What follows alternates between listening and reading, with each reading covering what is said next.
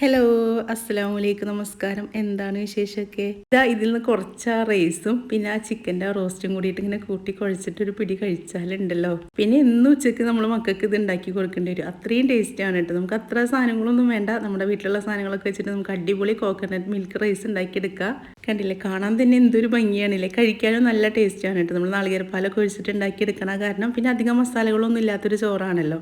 ശരിക്കും പറയുകയാണെങ്കിൽ ഇതിലേക്ക് കറിയുടെ ഒന്നും ഒരു ആവശ്യമില്ല കേട്ടോ. ഈ റൈസ് മാത്രമായിട്ട് തന്നെ നമുക്ക് കഴിക്കുക. അപ്പോൾ നമ്മുടെ മക്കൾക്കൊക്കെ ഇപ്പോൾ വീട്ടിലുള്ള സമയമാണല്ലോ, അപ്പോൾ അവർക്കൊക്കെ നമുക്ക് ധൈര്യമായിട്ട് വീട്ടിൽ തന്നെ ഉണ്ടാക്കി കൊടുക്കാമല്ലോ. നമുക്ക് പുറത്തുനിന്നൊക്കെ റൈസുകൾ മേടിക്കുമ്പോൾ ഇനി അതിൽ അജിനോമോട്ടോ ഉണ്ടോ അങ്ങനെയൊന്നും നമുക്ക് അറിയില്ലല്ലോ. അപ്പോൾ നമ്മുടെ വീട്ടിൽ തന്നെ അവർക്ക് അവരുടെ ഇഷ്ടത്തിന് നമുക്ക് ഉണ്ടാക്കി കൊടുക്കാം. അപ്പോൾ ഇത് ഉണ്ടാക്കാൻ വേണ്ട സാധനങ്ങൾ എന്തൊക്കെയെന്ന് നോക്കാം അല്ലേ.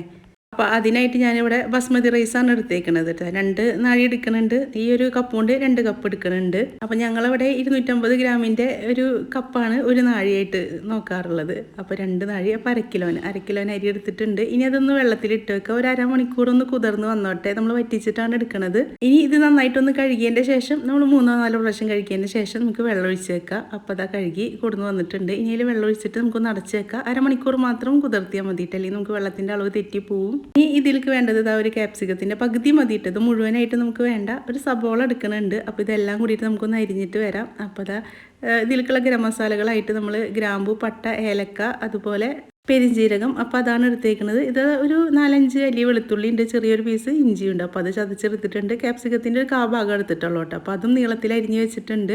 ഇനി ഇതാ റൈസിലേക്കുള്ള സബോള അരിഞ്ഞ് വെച്ചിട്ടുണ്ട്. അതുപോലെ ക്യാരറ്റും അതെ ഒരു ഭാഗം എടുത്തിട്ടുള്ളൂ, അതും നീളത്തിൽ അരിഞ്ഞ് വെച്ചിട്ടുണ്ട്. പിന്നെ ഒരു 2 പച്ചമുളകും കൂടി എടുത്തിട്ടുണ്ടായിരുന്നു, എരിവിന് ആവശ്യത്തിനുള്ളത്. അപ്പോൾ അതും എടുത്തിട്ടുണ്ട്.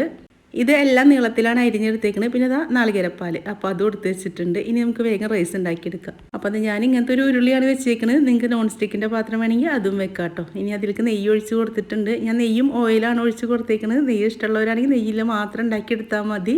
ഇനി ഇതിലേക്ക് നമ്മൾ മുറിച്ച് വെച്ച സബോള ഉണ്ടല്ലോ, ഒരു ചെറിയൊരു സബോളയാണ് കേട്ടോ. അപ്പോൾ അതും കൂടി അരിഞ്ഞിട്ട് കൊടുത്തിട്ടുണ്ട്. ഇനി ഇതൊന്ന് ചെറുതായിട്ടൊന്ന് വാടി വന്നോട്ടെ. സബോള ഒന്ന് 2-3 പ്രാവശ്യം ഇളക്കി കൊടുത്താൽ മതി. അത്ര ഒന്ന് വാടി വന്നാൽ മതി കേട്ടോ. ഇനി അതിലേക്ക് നമ്മൾ ഇതാ ഗരം മസാലകൾ ഇട്ട് കൊടുക്കുന്നുണ്ട്. ഏലക്ക, ഗ്രാമ്പു, പട്ട, പെരിഞ്ജീരകം, അപ്പോൾ അതിട്ട് കൊടുത്തിട്ടുണ്ട്. ഇനി നന്നായിട്ടൊന്ന് ഇളക്കി കൊടുക്കുക. ഈ ഒരു സമയത്താണ് നമുക്ക് ആ റൈസിൻ്റെ ഒരു മണം ശരിക്കും കിട്ടുക അല്ലേ. എൻ്റെ വീഡിയോ ആദ്യമായിട്ട് കാണുന്നവരാണെങ്കിൽ, നിങ്ങൾക്ക് എൻ്റെ വീഡിയോ ഇഷ്ടപ്പെടുകയാണെങ്കിൽ, സബ്സ്ക്രൈബ് ചെയ്യാത്തവരാണെങ്കിൽ ഒന്ന് സബ്സ്ക്രൈബ് ചെയ്തോളൂ കേട്ടോ. അതുപോലെ ആ ബെല്ലൈക്കൺ ഓൺ ആക്കിയൊക്കെ ലൈക്ക് ചെയ്യുക, ഷെയർ ചെയ്യുക, കമൻറ്റും ചെയ്യുക, പിന്നെ ഹൈപ്പും ചെയ്യണേ. അപ്പോൾ അതാ ഇതൊക്കെ ഒന്ന് വാട്ടിയതിൻ്റെ ശേഷം നമുക്ക് പച്ചമുളക് ഇട്ട് കൊടുക്കുക. അപ്പോൾ ഞാനിവിടെ 2 പച്ചമുളകാണ് ഇതുപോലെ നീളത്തിൽ വലുതാക്കിയിട്ടാണ് മുറിച്ചെടുത്തേക്കുന്നത്, മക്കൾക്കൊക്കെ മാറ്റിയിട്ട് കഴിക്കണമെങ്കിൽ. ഇനി ഇതാ ഇതിലേക്ക് ഇഞ്ചിയും വെളുത്തുള്ളിയും കൂടി ചതച്ചത് അതും കൂടി ഇട്ട് കൊടുത്തിട്ടുണ്ട്. പച്ചമുളകിൻ്റെ എണ്ണം നമുക്ക് എരിവ് വേണമെങ്കിൽ അതിനനുസരിച്ചിട്ട് കൂട്ടി കൊടുക്കുക കേട്ടോ. അപ്പോൾ നമ്മൾ ഇപ്പോൾ ഇത് കറി കൂട്ടിയിട്ട് കഴിക്കണ കാരണമാണ് പച്ചമുളക് 2 ഇട്ടത്. അല്ല നമ്മൾ കറിയൊന്നും കൂട്ടാതെ റൈസ് മാത്രമായിട്ട് കഴിക്കുകയാണെങ്കിൽ നമുക്കൊരു 3 പച്ചമുളക് ഇട്ട് കൊടുക്കുക.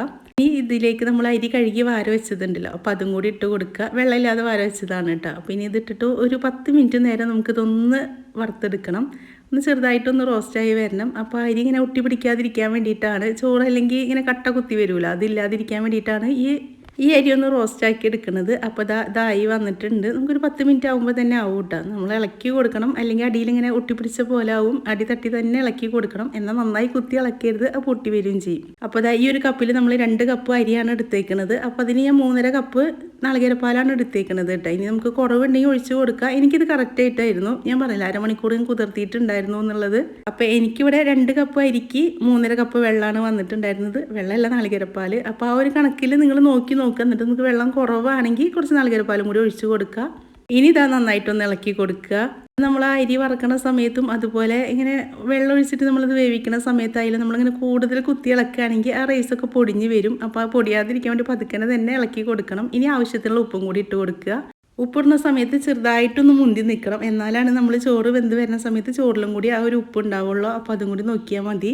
ഇനി ഇതൊന്ന് നമുക്ക് അടച്ച് വെക്കാം. നമ്മൾ ഇടയ്ക്കിടയ്ക്കൊന്ന് മൂടി തുറന്നിട്ടൊന്ന് ഇളക്കി കൊടുക്കണം, അല്ലെങ്കിൽ ചോറല്ലേ അടി പിടിക്കാനുള്ള സാധ്യത ഉണ്ട്. പിന്നെ നമ്മൾ വറ്റിച്ച് വെക്കണതല്ലേ, ഊറ്റിയെടുക്കുകയാണെങ്കിൽ നമുക്ക് അങ്ങനെ ഒരു പേടിയില്ല കേട്ടോ.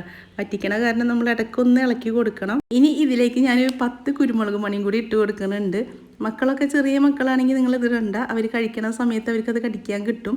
നമുക്കൊക്കെ കടിക്കണോണ്ട് കുഴപ്പമില്ലല്ലോ. ഇനി മാറ്റി വെക്കണ മക്കളാണെങ്കിലും കുഴപ്പമില്ല. അപ്പോൾ അത് കാരണം ചെറിയ മക്കളൊക്കെ ആണെങ്കിൽ നിങ്ങൾ ഈ കുരുമുളക് മാറ്റിക്കോളൂ കേട്ടോ, അത് ഇടേണ്ട ആവശ്യമില്ല. ഒരു 10-20 മിനിറ്റിൻ്റെ ഉള്ളിൽ തന്നെ നമുക്ക് റൈസായി വന്നിട്ടുണ്ടായിരുന്നു കേട്ടോ. അപ്പോൾ ഇതാ ഒരുവിധം വെന്ത് വന്നിട്ടുണ്ട്. ഇനി ഇതിലേക്ക് നമ്മൾ മുന്നേ മുറിച്ച് വെച്ചാൽ ക്യാപ്സിക്കം ഇട്ട് കൊടുക്കണം. അപ്പോൾ നീളത്തിലരിഞ്ഞാൽ കാണാൻ വേണ്ടിയിട്ടൊരു ഭംഗിയാണ് കേട്ടോ. നേരത്തെ ഇടരുത്, നേരത്തെ ഇട്ടത് അങ്ങോട്ട് ഉടഞ്ഞു പോവും. അപ്പോൾ അത് കാരണമാണ് ഈ ഒരു സമയത്ത് ഇട്ട് കൊടുക്കുന്നത്. ഇപ്പോൾ ക്യാരറ്റും ക്യാപ്സിക്കം ഇട്ട് കൊടുത്തിട്ടുണ്ട്. നമ്മൾ അരി വേവിക്കുന്ന സമയത്ത് ഇത് മുന്നേ ഇട്ട് കൊടുക്കാത്തത് ഇത് പിന്നെ ആ ചോറിൽ കണ്ട് വെന്ത് ഉടഞ്ഞ പോലെ ആവുമല്ലോ. അപ്പോൾ അത് വേണ്ട, നമുക്ക് കാണാനും ഭംഗിയാണ്. പിന്നെ കഴിക്കുമ്പോഴും ഇതിങ്ങനെ ചെറുതായിട്ടൊരു കടിക്കാൻ കിട്ടുന്ന പോലെ ഉണ്ടാവില്ല. അപ്പോൾ അത് കാരണമാണ് ഈ ഒരു സമയത്ത് ഇട്ട് കൊടുക്കുന്നത്. ഇനി നമുക്ക് അധികം പണിയൊന്നും ഇല്ല കേട്ടോ. നമുക്ക് ഇത് അടച്ച് വെക്കാം. ഇനി വേവിക്കാനോ അല്ലെങ്കിൽ കത്തിക്കാനൊന്നും ഇല്ല. അപ്പോൾ ഞാനിത് അടച്ച് വെച്ചിട്ട് കുറച്ച് കഴിഞ്ഞിട്ട് തുറന്ന് നോക്കുകയും ചെയ്തിട്ട് സ്റ്റൗവൊക്കെ ഓഫ് ആക്കിയിട്ടുണ്ടായിരുന്നു. ഈ ഒരു 10-15 മിനിറ്റ് കഴിഞ്ഞതിൻ്റെ ശേഷമാണ് ഇത് ഞാൻ തുറന്ന് നോക്കുന്നത്. അപ്പോഴത്തേനും ഇത് ആ ക്യാപ്സിക്കും ക്യാരറ്റൊക്കെ ഒന്ന് വാടി വന്നിട്ടുണ്ട്. നമുക്ക് നന്നായി വേവണ്ട, അതൊന്ന് വാടി വന്നാൽ മതി.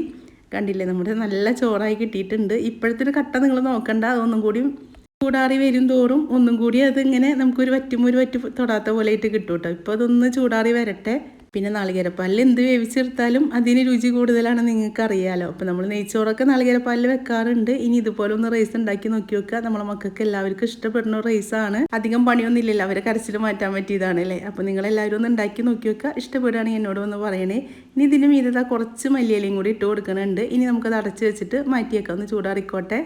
ഇപ്പോൾ തുറക്കാനൊന്നും നോക്കണ്ട, അത് അവിടെ അങ്ങോട്ട് മാറ്റി വെക്കുക. ഇനി അതിലേക്ക് നമ്മൾ കുറച്ച് സബോളയും കൂടിയും വറുത്തിടുന്നുണ്ട്. ബിരിയാണി ആയാലും എന്ത് റൈസ് ആയാലും നമുക്ക് കുറച്ച് സബോളൊക്കെ ഒന്ന് പൊരിച്ചിട്ടാലാണല്ലേ ഒരു സമാധാനമാവുക. എനിക്ക് അങ്ങനെയാണ് കേട്ടോ. എനിക്കിത് പൊരിച്ചത് ഭയങ്കര ഇഷ്ടമാണ്. ഇതിങ്ങനെ പൊരിച്ച് വെച്ചാൽ അങ്ങനെ ഇരുന്ന് കഴിക്കാൻ നല്ല രസമാണല്ലേ. ഇത് ഇഷ്ടമില്ലാത്തവരുണ്ടാവുമെന്ന് എനിക്കറിയില്ല, പക്ഷെ എൻ്റെ വീട്ടിലെല്ലാവർക്കും ഇഷ്ടമാണ്. എനിക്കിത് കൂടുതലായിട്ട് തീരെ എൻ്റെ ഉപ്പാണ്, ഞാൻ കുഞ്ഞുപ്പയാണ്. കുഞ്ഞുപ്പ ഇതിങ്ങനെ പൊരിച്ച് വെച്ചിട്ടുണ്ടെങ്കിൽ ആരും കാണാതെ എനിക്ക് ഇപ്പോഴും അതെ, എവിടെന്നെങ്കിലും പോയാലും അവിടെ നിന്നിട്ട് കയ്യിലെടുത്ത് കൊടുത്തിട്ട് ആരും കാണാതെ കൊടുന്നു തരും. ഇപ്പോൾ സബോള പൊരിച്ചെടുക്കുകയാണെങ്കിൽ എനിക്ക് എൻ്റെ പക്കുഞ്ഞുപ്പാൻ ഓർമ്മ വരും. കുഞ്ഞിപ്പോൾ എവിടെ പോയാലും അതെ, നമ്മളിപ്പോൾ നമ്മുടെ വീട്ടിലൊന്നല്ല എവിടെ പോയാലും ഇത് എവിടെയെങ്കിലും ഇരിക്കുന്നുണ്ട്, അതിനൊരു പിടി കൊടുത്തിട്ട് എനിക്ക് ആരും കാണാതെ കൊടുന്നു തരാറുണ്ട്. നമ്മളെത്ര വലുതായാലും അവർക്ക് ഇന്നും ചെറിയ മക്കളാണല്ലോ. അപ്പോൾ അതാ നമ്മൾ ഉള്ളി പൊരിച്ചെടുത്തു. ഇനി ഇത് അണ്ടിപ്പരിപ്പ് മുന്തിരിയും കൂടി വറുത്തെടുത്തിട്ടുണ്ട്. അപ്പോൾ നമ്മൾ ബിരിയാണിക്കൊക്കെ വറുത്തെടുക്കില്ലേ, അതുപോലെ തന്നെയാണ്.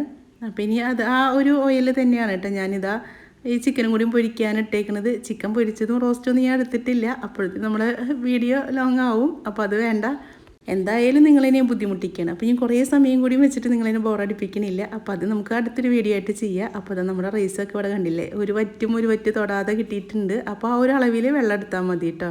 അപ്പോൾ ഇനി അതൊന്ന് വിളമ്പി നിങ്ങളതിനൊന്ന് കൊതിപ്പിച്ചിട്ട് പോയാലേ എനിക്കൊരു സമാധാനം ഉണ്ടാവുള്ളൂ. അപ്പോൾ അത് നമുക്കൊരു പ്ലേറ്റിലേക്ക് വിളമ്പി എടുക്കാം. നമ്മൾ എന്ത് ഭക്ഷണം ഉണ്ടാക്കിയാലും അതൊരു വിളമ്പി എടുത്തിട്ട് അത് കണ്ട് ആസ്വദിക്കുമ്പോഴാണ് നമുക്കൊരു സമാധാനം ആവുകയല്ലേ. നമ്മൾ എന്തുണ്ടാക്കിയാലും ഒന്ന് ശരിയായി എന്നുള്ളൊരു സമാധാനം ഉണ്ടാവുക. എനിക്ക് അങ്ങനെയാണ് കേട്ടോ. ഭക്ഷണം ഉണ്ടാക്കുന്ന കാര്യത്തിൽ മാത്രമല്ല, മുറ്റടിച്ചാലും അതെ, മുറ്റം കുറച്ച് നേരം നോക്കി നിൽക്കും. അതുപോലെ അടിച്ചിട്ട് തുടച്ച് നമ്മൾ നല്ല വൃത്തിയിലാക്കിയാലും നമ്മൾ കുറച്ച് നേരം നിന്ന് ആസ്വദിക്കും. നമ്മൾ ചെയ്ത പണിയാണല്ലോ, പിന്നെ നമ്മളല്ലാതെ വേറെ ആരും ആസ്വദിക്കാനുള്ളത് അല്ലേ. അപ്പോൾ അതാ ചോറൊക്കെ വിളമ്പി എടുത്തിട്ടുണ്ട്. അതിൻ്റെ ഇത് അണ്ടിപ്പരിപ്പും മുന്തിരിയും സബോളൊക്കെ ഇട്ട് കൊടുത്തിട്ടുണ്ട്. ഇനി ഇതാ കുറച്ച് മല്ലിയിലയും കൂടി ഇട്ട് കൊടുത്താൽ നമ്മുടെ റൈസിനി എടുത്ത് കഴിക്കുകയും വേണ്ടുള്ളൂ. കണ്ടില്ലേ, കാണാൻ തന്നെ നല്ല ഭംഗിയാണില്ലേ, കഴിക്കാനും നല്ല ടേസ്റ്റാണ് കേട്ടോ. നമ്മൾ നാളികേരപ്പാലിലൊക്കെ ഇങ്ങനെ വറ്റിച്ചെടുത്താൽ കാരണം നാളികേരപ്പാലിൽ എന്ത് വേവിച്ചെടുത്താലും നല്ല ടേസ്റ്റാണ്. അപ്പോൾ ധൈര്യമായിട്ട് നിങ്ങൾ ഉണ്ടാക്കിക്കോളാം. ഈ ഒരു അളവിൽ വെള്ളം എടുത്താൽ മതി. അപ്പോൾ നിങ്ങൾക്കും ഇതുപോലെ റൈസ് ഉണ്ടാക്കിയെടുക്കാൻ പറ്റും. നമ്മളെ വീട്ടിൽ മക്കൾക്ക് ഉണ്ടാക്കി കൊടുക്കാൻ പറ്റുന്ന സമയമാണല്ലോ, അവരെപ്പോഴും നമ്മുടെ വീട്ടിലുള്ളതാണ്. അപ്പോൾ അവർക്ക് എന്നും ചോറും കറിയൊക്കെ കൊടുക്കുമ്പോൾ അവർക്ക് ചെറിയൊരു മടുപ്പൊക്കെ ഉണ്ടാവും. അപ്പോൾ അങ്ങനെയുള്ള മക്കൾക്കൊക്കെ ഉണ്ടാക്കി കൊടുക്കാൻ പറ്റിയതാണ്. അപ്പോൾ അതിലേക്ക് ഞാൻ ഇതാ ചിക്കൻ റോസ്റ്റ് ഇട്ട് കൊടുത്തിട്ടുണ്ട്. ഇനി ഇതാ നിങ്ങളതിനൊന്ന് കൊതിപ്പിച്ച് പോയാലേ എനിക്കൊരു സമാധാനം ഉണ്ടാവാറുള്ളൂ. അപ്പോൾ അതിൽ നിന്ന് കുറച്ച് ചിക്കൻ്റെ അങ്ങോട്ട് എടുക്കുക, ആ മസാലയും ചോറും ഒക്കെ കൂട്ടിയിട്ട് അങ്ങോട്ട് കൂട്ടി കുഴക്കുക. കണ്ടില്ലേ, ഇതുപോലെ കൈ വെച്ചിട്ട് നന്നായി കുഴച്ചെടുത്ത് കണ്ടില്ലേ, ഇതുപോലൊരു പിടി എടുത്തിട്ട് അങ്ങോട്ട് കഴിക്കുക. കൊതിയാവണുണ്ടോ? ഉണ്ടെങ്കിൽ പറയണേ. സത്യമായിട്ടും നല്ല റൈസായിരുന്നു കേട്ടോ. നിങ്ങൾ ധൈര്യമായിട്ട് ഉണ്ടാക്കിക്കോളാം. അപ്പോൾ ഇൻഷാ അല്ലാഹ് ഇനി നല്ലൊരു വീഡിയോ ആയിട്ട് നമുക്ക് അടുത്ത ദിവസം കാണാം.